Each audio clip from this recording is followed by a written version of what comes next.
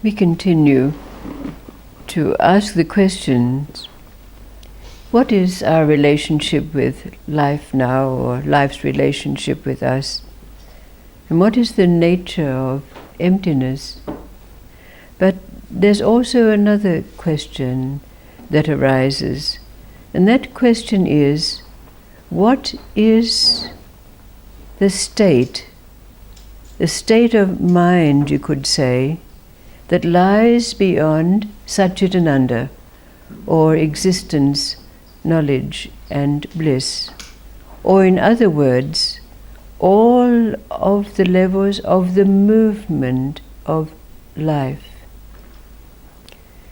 Before commencing every meditation, Divine Mother used to have a prayer which said, lead us from the unreal to the real. Lead us from ignorance to light. Lead us from death to immortality. And we could say that we now know what it is to live in the light of awareness. And we could even say that we're aware that in that light of awareness, which is only present in the moments, that death and immortality do not exist for us. But what about the real and the unreal? Divine Mother used to always have that quotation, you have to discriminate, renunciate and concentrate. Discriminate between the real and the unreal. Renounce what is not real and concentrate on what is real. But how do we know the difference between the unreal and the real? And when we do, how do we maintain ourselves in that place where we no longer make real what is not real? So this question is posed to us now. On Thursday, a story was told, a wonderful Rumi story, which asks a question which we may already have the answer to. But let's see what it brings up for us today, and to see if, for those who have heard it, the answer has arisen. It's the story of that great king who lived in a kingdom that was at peace. It was prosperous and tranquil and harmonious. And he, like his father before him, followed the mystical ways of the Sufi. But one day, this king went to sleep and dreamt. And in his dream, his only and beloved son died. When he woke up in the morning, the dream was with him in his heart and his mind, which were no longer at rest. His mind constantly looking at the future, because if his son died, there would be no heir to carry on the ways of his kingdom. So he started to plan and plot, and his plan was that he would marry off his son so that there could be an heir to continue his kingdom. So, with this plan unfolding, he sent off messengers far and wide to seek a suitable bride for his son. And indeed he found such a maiden in a far distant kingdom. She was kind and gentle and eminently suitable to become the queen and the mother of an heir to his kingdom. But as it would happen, in this kingdom, living just outside the walls of the palace, there was an old crone, an old hag. She lived in the 8th decade of her life, toothless, wrinkled, decrepit. She'd had many, many lovers in her lifetime, but she'd never known love. And as it happened, the prince of the realm would ride past her house many times, and she was besotted with him. She longed for his embrace as she longed for love. He became the focus of all that she had not experienced in her life. So, to this end, she would paint her face, she would lift her drooping breasts, and stand by the roadside in the hope that he would see her, but to no avail. She even got to the stage where she learned that the holy book could bring blessings, so she tore pieces out of it and pasted it all over her face. But still it did not work. He passed her by without a glance. So in her desperation, she decided to recruit the aid of the devil himself. So confronting the devil, she beseeched him. But he laughed at her and said, "Oh, woman, you should concentrate on your spiritual growth and not worry about the love." But she harassed him and harangued him until finally he gave her a potion which could be used. But it could only be used in a moment when the prince's mind was not present. So, as it happened, on the very day that the prince was riding out to the kingdom to claim his bride, his mind focused on what he was to encounter. The old hag was outside her door with her sachet of powder at the ready, and she tossed it at him as he passed. And as it reached him and entered his beings, he glanced sideways, and instead of seeing an old and decrepit hag, he saw a beautiful maiden beyond his greatest imaginings. He immediately descended from his horse and fell at her feet, kissing her feet, hardly able to wait to make love to her. And so he did. From that moment on, he was besotted. He never left her side. His father, the king, learned that his son had never reached his destination and sent out messengers. But even though they tried to convince the prince with all manner of means, he could not be drawn from the side of his beloved.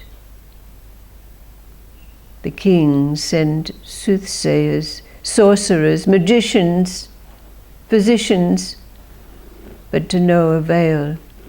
None could break the spell that surrounded him. Day after day, the king wailed and beat his breast. What could he do? What could he do? Everything had failed. And then, one day, he awoke, and suddenly realized the error of his ways. And in that moment, he surrendered all desires, resting peacefully be in that place that lies beyond the seeking, the questing, the wanting, the needing. And as he sat in this place, he saw in the distance a cloud approaching. And in his mind's eye, as it neared him, he saw that it was a celestial being of great beauty and radiance. This celestial being congratulated him on arriving at this place of total and utter capitulation and surrender of desires, and immediately gave him the antidote to the spell that had been cast on his son. Without any to-do, a messenger was sent to the abode of the old crone, and the antidote was implemented. Immediately, the prince awoke as if from a dream, and looking and seeing that which had besotted him, this old hag, toothless, wrinkled, drooping breasts, a great wave of compassion filled his being and enveloped the old crone. Immediately she felt loved in ways that she had never experienced before. Her heart became peaceful, as did her soul. She felt fulfilled and whole. The prince returned to his father's kingdom and fell on his knees in front of his father, saying, "Father, I have erred and sinned. Please forgive me." And taking out his sword, he attempted to hand it to his father, stating, "Please kill me." His father, with tears in his eyes, looked at his son and raised him up and said, "No, my son, it is I who have erred and sinned, and I who seek forgiveness." Needless to say, the story ends with the prince riding off to claim his bride. But the question that arises for us is, what is this antidote that was given by the celestial being to the king?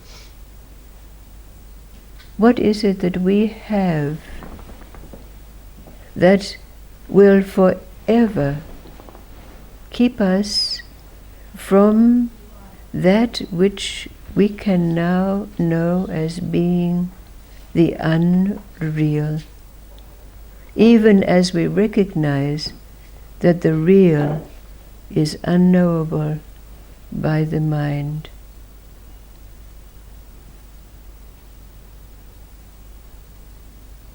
What is this antidote? Have you found that which allows you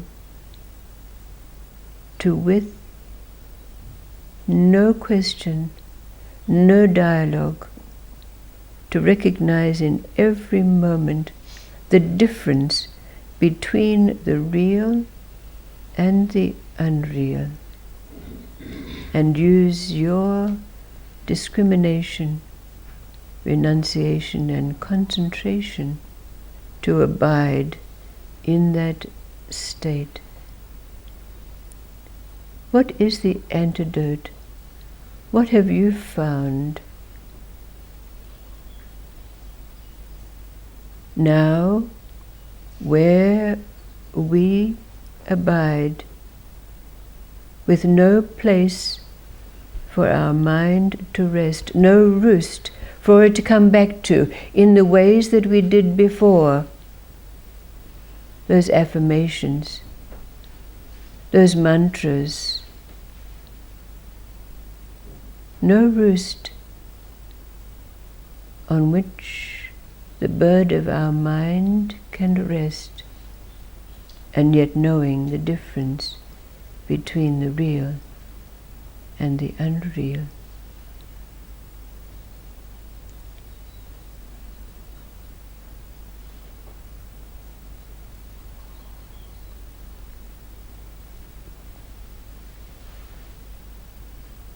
One of the dear friends that was shared with in our journeying described a state and the problem that she had, where she stated that when she was busy with her occupation, there was no problem with her mind. But as soon as she entered the door of her house, her mind came in, and all of the indecisions and dialogues, what should be done, etc., came to mind. So in her home, she had no rest.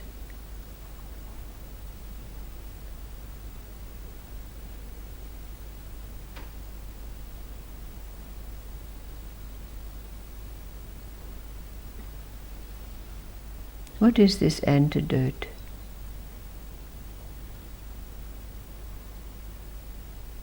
How do we know the difference between the real and the unreal when the real has no substance, no form?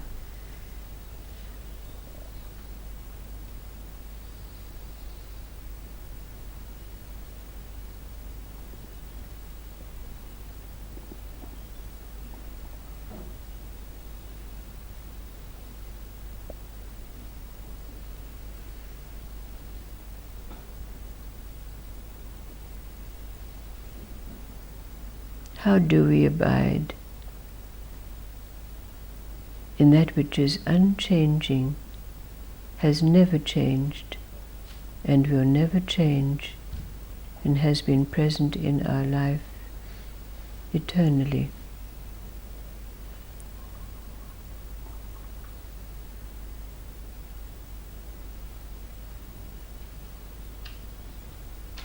Is it universal acceptance of the movement, and our reaction to the movement is the unreal?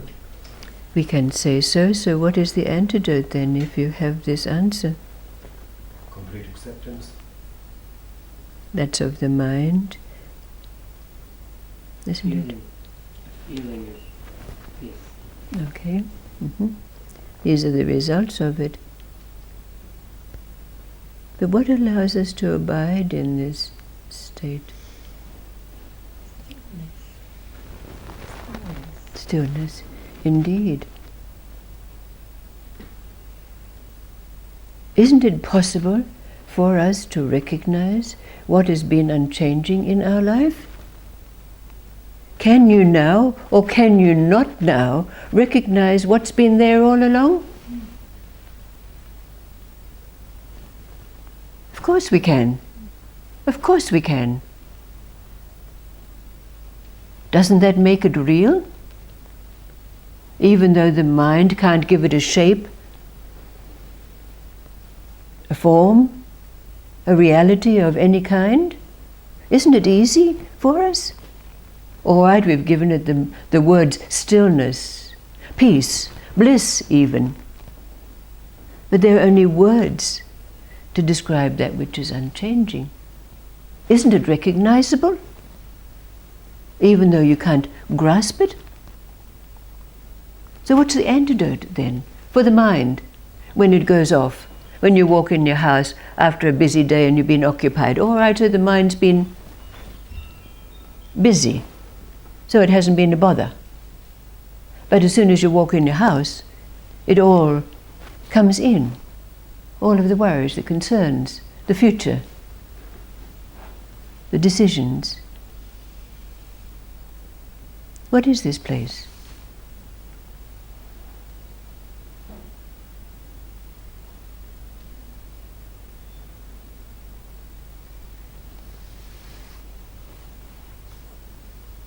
For me, it's like, it's like a freedom and not being attached to like an outcome of whatever it is, whatever is going on, something like that. Absolutely. And how do we live in that place?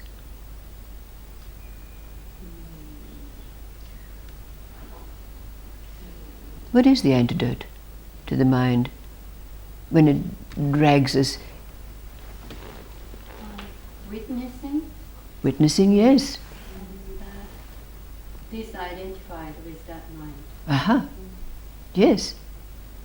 So therefore the discrimination, renunciation and concentration are there. For me it's sort of, I practice the 3 questions that I learned through the Sedona method, and that actually helps me to, can I welcome the feeling? Can I welcome that I want to change it or control it? And can I welcome that it feels personal? And by the time I get to that question, I'm out, I'm gone, I'm back, or I'm home. And for me, I can, when I'm welcoming the feeling, it feels very, I can actually feel it in my body. I allow myself to identify with that feeling and acknowledge it and don't resist it. And I realise that in actual fact, I am resisting it because I want to change it and I do want to control it and I do want to manipulate it and I do want it to go away, or whatever it is that I want. And just those 2 polarities of non-resistance and then recognition of the non-resistance, the question of can I welcome that it feels personal, and that practice takes me back home. So that's your antidote, isn't it? For me it is. Yes. Yeah. And we each have our antidotes. I like the metaphor of the writing on a piece of paper. Yes. Whatever's going on in my life, my mind, my experience is like a story written on a piece of paper. Uh-huh. But I know it couldn't be there without the piece of the paper, so I'll just become aware of the piece of the paper. Uh-huh. This emptiness. All right. And the story couldn't be there without it. Aha. That's my antidote. That's your antidote. Mm-hmm.